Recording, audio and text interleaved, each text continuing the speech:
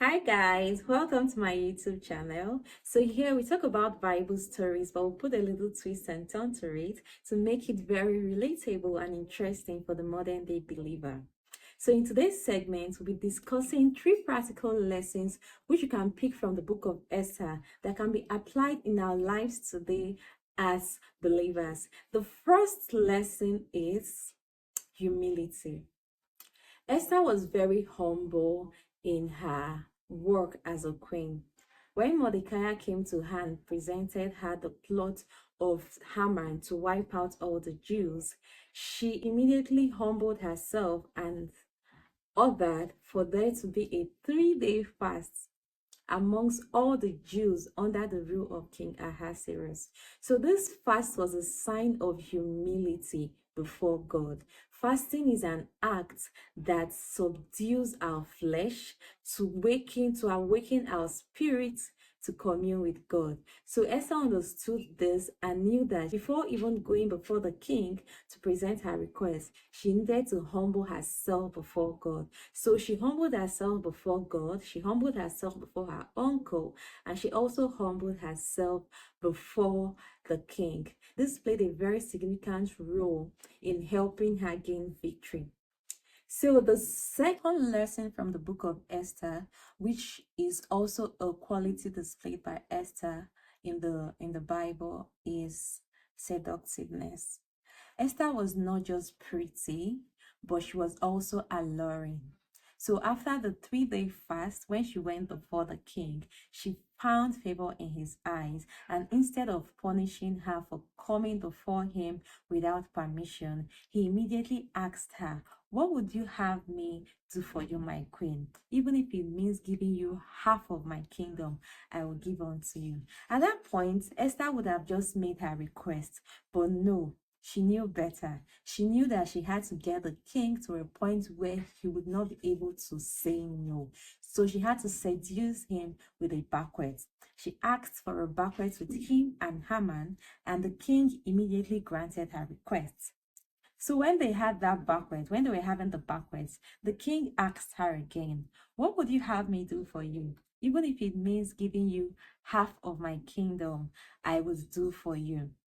At that point, the king was very pleased because Esther had applied this popular adage that goes that the fastest way to a man's heart is through his stomach. So Esther went to his stomach first, and when he was pleased, he asked her what she wanted. But then she said that if it pleases the king, let you have another banquet with me tomorrow with Haman. And when tomorrow comes, I would present my request.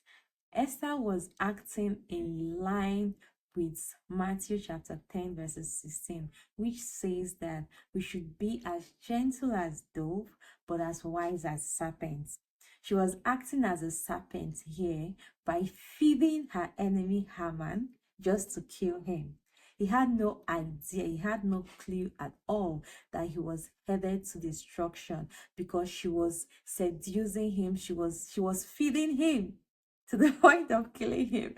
So that was a very wise move that was taken by Esther to gain victory. So the third lesson which we could pick from the book of Esther is audacity. Yes, Esther was very audacious and daring.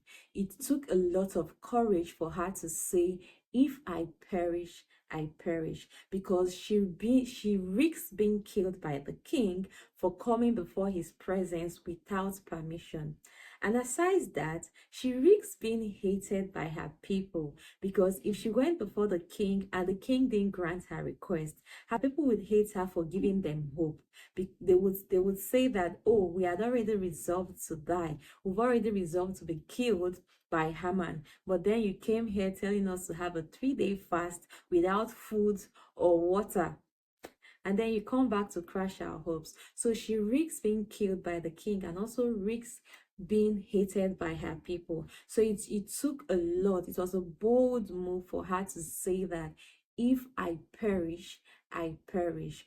The book of Esther has a lot of lessons in it, but these three qualities of Esther are three lessons we can apply practically in our lives today. By being humble, we can present difficult situations to God first before presenting it to a man, knowing that he would grant us favor before the eyes of men. It is God that causes men to favor us. And then when we fast, we humble ourselves before God. And fasting doesn't only apply to food. You can decide to do the Esther's fast, which is going on 3 days fast without food or drink for 3 days, 3 days and 3 nights. Or you could also fast of social media. Say that, oh, you won't go into any of your social media accounts for a certain number of days so that you kill your flesh. You could also fast from talking.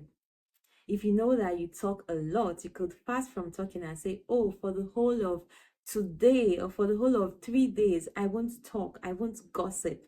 So that is a way to humble your flesh so that you can awake your spirits to commune with God. And when you're faced with difficult situation, it is best to go before God first before you go before any man. So the second quality, which is seductiveness, seduction doesn't just apply to women using their bodies or men using their bodies. You can seduce with our actions, you can seduce with our words, and get people to a point where they can't say no. That is what Esther did. She understood seduction and she used her power as a woman to seduce the king and also seduce Haman. So he didn't know her plan. So the third one, which is audacity, is something we can apply as present day believers. There are times where it calls to us to stand on our grounds and say, if I perish, I perish. No, come what may, I will do this thing because I have God's backing and nothing would happen to me. So these lessons are very profound and it applies today as much as it applied in the time of Esther. I hope this Bible story blesses you as much as it has blessed me. I would advise you go to the Bible and read up the book of Esther to get more context into the story. Thank you for watching this video. Go ahead and like, comment, and don't forget to subscribe to this YouTube channel. Bye.